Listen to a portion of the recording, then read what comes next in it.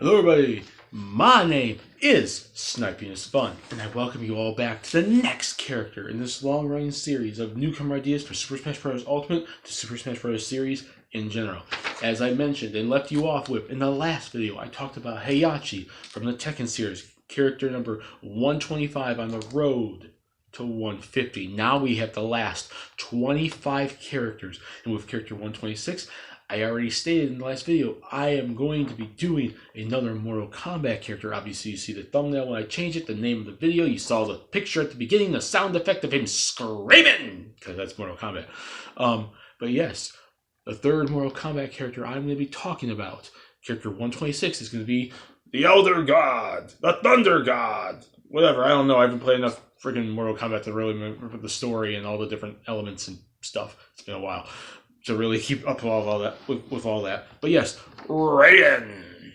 I've already talked about Sub-Zero and Scorpion, but I couldn't just leave it with them, even though they're the two most iconic characters. And if we do get a freaking Mortal Kombat character in this Smash Fighter Pass, or if there's another Fighter Pass, or a future Smash Bros. Game in general, it's probably obviously going to be either Sub-Zero or Scorpion. But I have to give at least two other characters a chance to shine, and the first one's going to be Raiden. So, let's get started. Why does the character make sense? Moveset ideas, percentage chance I can see him actually getting in the game as DLC. Not talking about no percentage chances for the base roster. We already know that the game released like last year. And I'm not talking about no percentage chances for Smash 6 because that's years away and I don't want to even contemplate thinking about that right now. So, without further ado, let's get this started. Reasons for why Raiden should get in. But first and foremost, like Mortal Kombat in general. And I said the same thing with Tekken.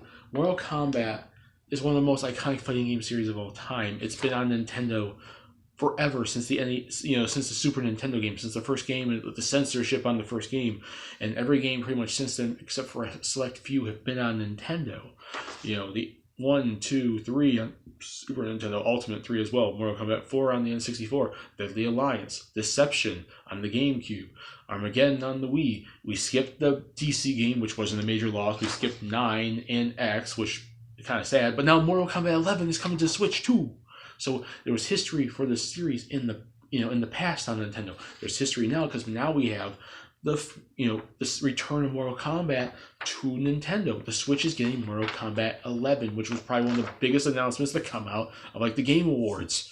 That Mortal Kombat was returning to Nintendo. So that was history back then. It's history they're returning right now. It's one of the most iconic fighting game franchises of all time that everyone really knows. And if they're throwing in fighting game characters like Ryu from Street Fighter, other fighting game franchises like Mortal Kombat or Tekken or Soul Calibur or King of Fighters or Fatal Fury or Blaze Blue or Guilty Gear or whatever should all really stand a chance too, especially the likes of Mortal Kombat and Tekken, given how iconic, long-running, standing series they are in the fighting game genre. And Raiden specifically, he's been in like every game since then. He's one of the most important characters to the plot of Mortal Kombat. He's the reason why he's the one that reset the timeline post Armageddon to Mortal Kombat 9 and reset the timeline for us to go back to Mortal Kombat 1, 2, 3, 4, and now we're back during the Deadly Alliance Deception days in Mortal Kombat 11. Like he's pretty important to the series. He's a fighting game icon, just like I mentioned with Heihachi last video. And he's like Ryu or Ken or Chun-Li or Jin or Kazuya or Terry Bogard. Iconic fighting game characters. All the time. So that's the reason why. Mortal Kombat is deserving to get in because it's one of the most iconic fighting game series of all time with a long-running history on Nintendo. And Raiden is one of the most iconic, long-standing characters from that series. And if they don't want to go for Scorpion or Sub-Zero, I could easily see them going for Raiden because he's like the next best choice, really. Moveset ideas. Now, this is just like I mentioned with Heihachi, Jin, Kazuya, Terry Bogard, Chun-Li, Sub-Zero, Scorpion, all the different fighting game characters. Mitsurugi, I put on this list. Various, like with a fighting game character that already has a predefined moveset when it comes to a fighting game, just like Ryu, what they did with Ryu, bringing his moves from Street Fighter 2 and 4 and whatnot. it's easy just to plop the moves right into the freaking character moveset for Smash Brothers. And I said the same thing for all of them. So really, he's basically a Thunder God. He can punch and kick, and he knows karate, but he knows a lot of Thunder-based moves. So take the moves from like Mortal Kombat's 1, 2, 3, X, 9, Deadly Alliance, now 11, just plop them into a Smash Brothers moveset like you do with Ryu from Street Fighter, and you can easily get a moveset. So his smash attacks will be a bunch of punches and kicks. Various forms of karate. He should know how to physically fight, given he's like a thunder god and he has to defend Earth Realm and all that stuff. So he does the spark kick, the rolling thunder, and the god fist. If you know exactly, if you've played any Mortal Kombat games, you know what those are. His spark kick is like an electric kick. The rolling thunder is his actually forgot which one the rolling thunder was. And the god fist is a punch, like an electric powered punch. So he does a lot of punches and kicks.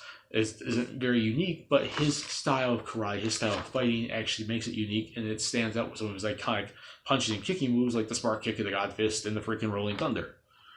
His special attacks are where all the lightning-based special moves he's going to be able to do is his lightning bolt, his torpedo, his teleport, his electric grab, the backwards lightning bolt, the shocker, the vicinity blast, and the violent thunder. Vicinity blast, I think, is when he throws lightning at you. Electric grab, he electrocutes you. Teleport, so he's going to have his teleport, but to make it not OP, he can only teleport certain distances, and he only can do it every so often, so he can't do it all the time, because that would be cheap. Lightning bolt, he just shoots a lightning bolt at you. And the torpedoes when he flies across the stage, I believe. And the backwards lightning bolt, he can do lightning behind him, kind of thing. So he can be able to attack opponents from front and behind with his lightning attacks. He can torpedo across the stage. He can teleport, but very rarely to make it non-OP. He can grab you and electrocute you, and shockers and electric attacks. So basically, a lot of his moves are either shooting lightning at you to electrocute you, stun you, and damage you, or have him fly across the stage or teleport across the stage. Given that he's a god, he can do whatever he wants, and you can fly around and have all these godly electric thunder god powers. So yeah, that's his special attacks. So his smash attacks are a lot of all his punches and kicks, all the actual karate, all the actual physical attacks he does, like the rolling thunder and the god fist. His special attacks are going to be all the lightning-based special cool moves he does, like the torpedo flying across the stage, teleporting and electrocuting you, and shooting lightning bolts out of his hands. If you played any Mortal Kombat game and seen him do any of that stuff, you know what to throw into Smash Brothers.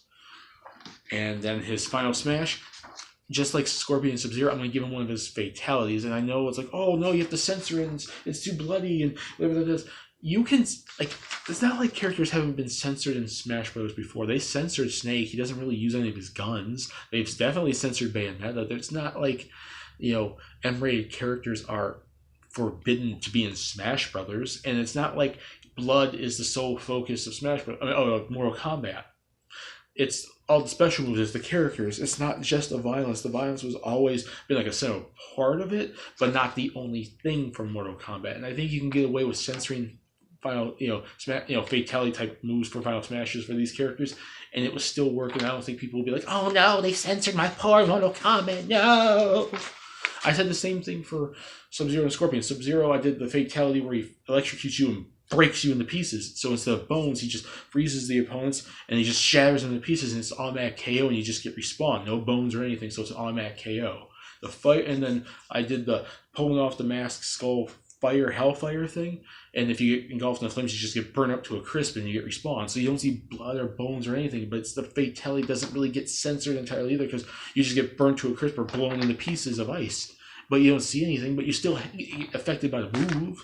So yeah, there's that. So I'm giving him, from his Mortal Kombat 2 fatality, the electrocution, where he just grabs you and he electrocutes you and he blows you up, and then you respawn. So he's going to dash forward. He's going to grab maybe any opponent that's within like a 5 to 8 foot radius from him. He'll just dash forward. He'll grab opponents, and it won't be maybe a cutscene based one, but it will be like anyone that's in his vicinity will get grabbed, and he'll be like, shh, and he'll be like, oh, and you could do like the electric bone thing, where, because that's in Smash Brothers, you can see like everyone's bones and stuff when they get electric, like, and then it's just a big explosion, and he gets flying off the stage, or you just get blown into nothingness, no bones or blood or anything, and then you get respawned until it counts as a KO. That'd be kind of cool, and it doesn't really censor the move. We don't have to see the blood, we don't have to see the bones, and it doesn't take away from the move, because you get electrocuted and blown up, and you just get respawned. or you lose your last life or whatever. You know, same thing. But yeah, it's an automatic KO, or you can make it so you get electrocuted so much that you just get blown up and then instead of flying off the stage. But if I'm going with what I talked about with Scorpion and Sub-Zero, it's automatic KO. And that's it for that. Percentage chance I can see him actually getting in.